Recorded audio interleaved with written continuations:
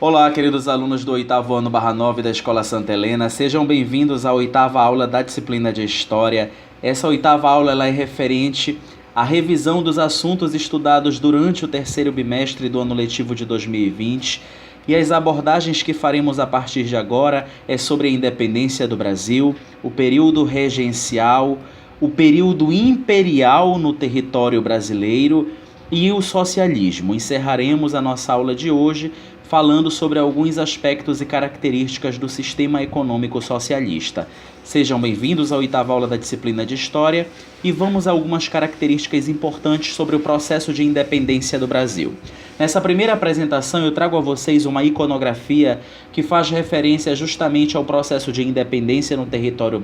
do Brasil, território brasileiro, e trata-se aí de uma pintura de François René, que retrata Dom Pedro declarando a independência em meio aos populares e obtendo esse apoio de uma parte da população no território brasileiro, que consequentemente fazia gosto do processo de emancipação do território brasileiro. E quando falamos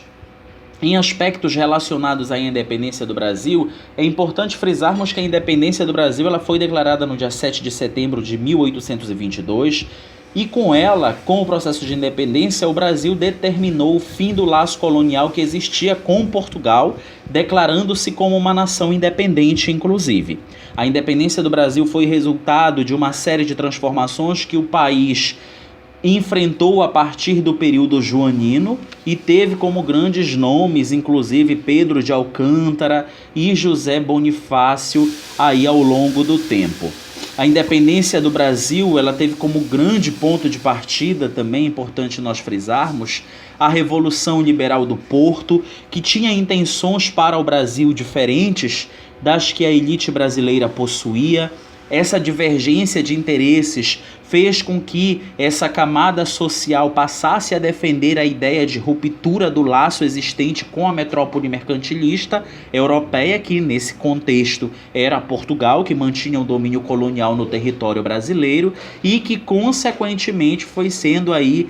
enfraquecido gradativamente pelo desapoio de alguns grupos populacionais que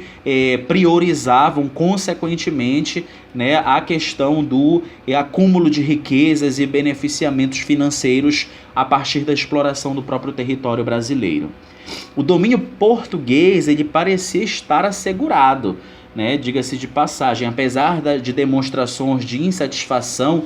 como da Revolução Pernambucana, por exemplo, em 1817, tudo mudou quando foi iniciada em Portugal a Revolução Liberal do Porto, em 1820, que acabou sendo aí um dos fatores preponderantes para a eclosão aí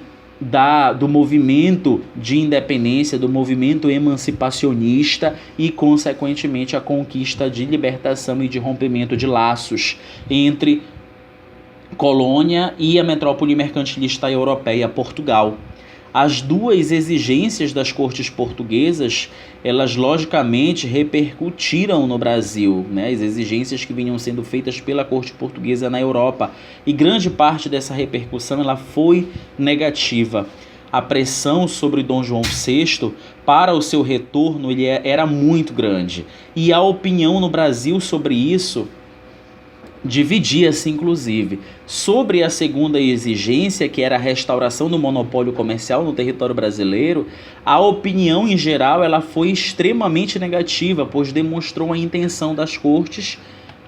portuguesas de recolonizar o Brasil. Então isso começa a gerar alguns conflitos internos e algumas resistências ao próprio sistema colonial instituído no território brasileiro e que vinha aí por difundir uma série de práticas e ações que iriam aí caracterizar o processo de emancipação, de independência, da luta por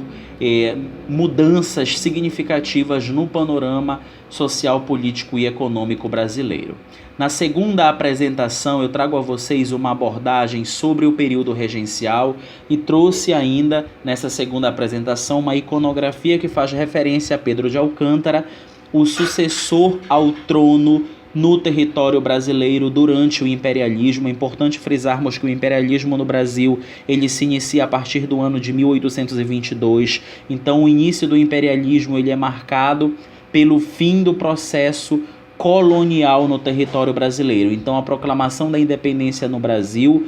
também sinalizaria o início de um novo tempo, que era o período imperial no Brasil, e, por sua vez, a primeira fase do período imperial, que seria o primeiro reinado, que seria sucedido pelo período regencial e, posteriormente, sucedido pelo segundo reinado, aonde Pedro de Alcântara assumiria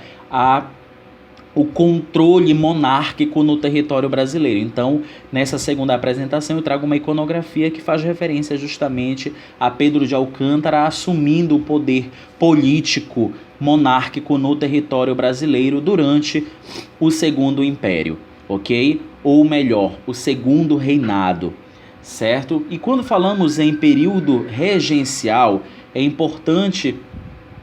nós reiterarmos que chamamos de período regencial o período entre a abdicação de Dom Pedro I ao poder, ao trono, e a posse de Dom Pedro II no trono do Brasil, compreendendo os anos de 1831 a 1840, que é historicamente o período aí que se caracteriza a regência, ou a instituição regencial no Brasil. E com a abdicação de Dom Pedro I, por lei, quem assumiria o trono seria seu filho, Dom Pedro II. No entanto, a idade de Dom Pedro II, ainda criança na época, não obedecia às determinações de maioridade da Constituição em vigência no território brasileiro. Nesse sentido, se tornou clara a necessidade da regência, que também foi caracterizado por alguns historiadores como período emergencial, período transitório até mesmo. E a regência, ela constitui um governo de transição, que administraria o país enquanto o imperador ainda não tivesse idade suficiente para governar o território. Diga-se de passagem, o período regencial foi considerado por muitos historiadores como um período desastroso, de muitas inconsistências políticas, econômicas e até mesmo culturais no território brasileiro, e, consequentemente, essas práticas elas atribuíram ao período regencial um QI de negatividade, um cunho de negatividade, ok? Na nossa terceira apresentação, nós vamos abordar de maneira mais específica agora o início do imperialismo, o Brasil Império. Eu trago a vocês uma imagem que faz referência à bandeira do Brasil durante o imperialismo, a partir do início do período imperial, após o 7 de setembro de 1822, ou a partir dele, ok? É importante nós reiterarmos, quando falamos em Brasil Império, que o Império ele foi o período da história do Brasil que se iniciou com a independência em 1822 e estendeu-se até 1889, quando a República foi proclamada. Quando falamos em Brasil Império, é importante aí nós também termos como referência que o período imperial da nossa história, da história brasileira, iniciou-se logo após a independência do Brasil, que foi declarada em 7 de setembro de 1822, quando Dom Pedro realizou o Grito da Independência às margens do rio Ipiranga, em São Paulo. No entanto, é apenas o final de um processo iniciado em 1808, quando a família real portuguesa ela mudou-se para o Brasil, dando início ao período joanino. Então, bem antes até mesmo de ser proclamada a independência do Brasil, já se difundiam movimentos e ações no território brasileiro que sinalizariam justamente um processo de emancipação do território e o início, consequentemente, de uma nova fase na história política, econômica, social e cultural no Brasil, que seria justamente o quê? O imperialismo. E quando falamos em Brasil Império, é necessário nós também termos entendimento da periodização do período imperial no Brasil, que está dividido basicamente em 3 fases, sendo elas o primeiro reinado entre os anos de 1822 e 1831,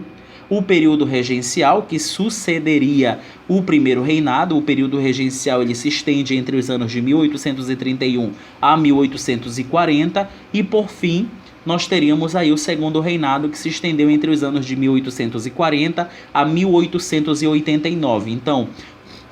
o período imperial no Brasil ele se encerraria com a proclamação da República Brasileira em 1889, e é muito importante nós obtermos essas informações, esses desdobramentos de datas, esses desdobramentos históricos que compõem justamente a fase transitória de estruturas sociais, políticas e econômicas no território brasileiro, ok? Então, seguindo aí as nossas abordagens no processo de revisão, nós vamos estar falando agora, e eu trago essa informação na quarta apresentação da nossa aula de hoje, as informações sobre o socialismo, o sistema econômico socialista e o socialismo. Basicamente é um sistema político e econômico baseado na igualdade, por isso ele propõe a distribuição igualitária de renda, a extinção de propriedade privada, a própria socialização dos meios de produção, economia planificada e, além disso, a tomada de poder por parte do proletariado. Mas é importante reiterarmos que, como todo e qualquer movimento histórico, plano governamental tem o seu lado positivo e negativo, mas na teoria o socialismo ele prega justamente algumas das características que nós abordamos nesse primeiro momento. E quando falamos em socialismo, sistema econômico socialista, é importante também termos aí a referência de que o socialismo ele surgiu no século XVIII como forma de repensar o sistema vigente, nesse caso o capitalismo, que estava em vigência em diversas regiões mundo afora. Para tanto, o primeiro estudioso a utilizar o termo socialismo foi Henri de Simon, entre 1760 e 1825, que era filósofo e economista francês, e ele propôs a criação de um novo regime político-econômico no qual os homens repartissem os mesmos interesses e percebessem adequadamente pelo seu trabalho a valorização, não só a valorização, mas que também uma remuneração adequada. Tudo isso pautado no progresso industrial e científico. Mas nós temos dois outros protagonistas do processo de instituição do sistema econômico socialista, que foi Karl Marx e Friedrich Engels. Karl Marx entre 1818 e 1883 e Friedrich Engels entre 1820 e 1895, que inclusive publicaram o Manifesto Comunista em 1848, e esse texto do Manifesto Comunista ele apresentava diversas características sobre a prática do socialismo, no mundo e em diversas regiões aí, ok? Então, na nossa oitava aula da disciplina de História, nós basicamente vimos aí algumas características sobre esses fatos e acontecimentos históricos. Não esqueçam de deixar o seu joinha no nosso vídeo, de adicionar o seu comentário para que nós possamos fazer as interações. Até o nosso próximo encontro, até a nossa nona aula da disciplina de História, onde nós iremos abordar a resolução dos exercícios de revisão que foram encaminhados a vocês. Até a nossa próxima aula. Tchau, tchau, gente!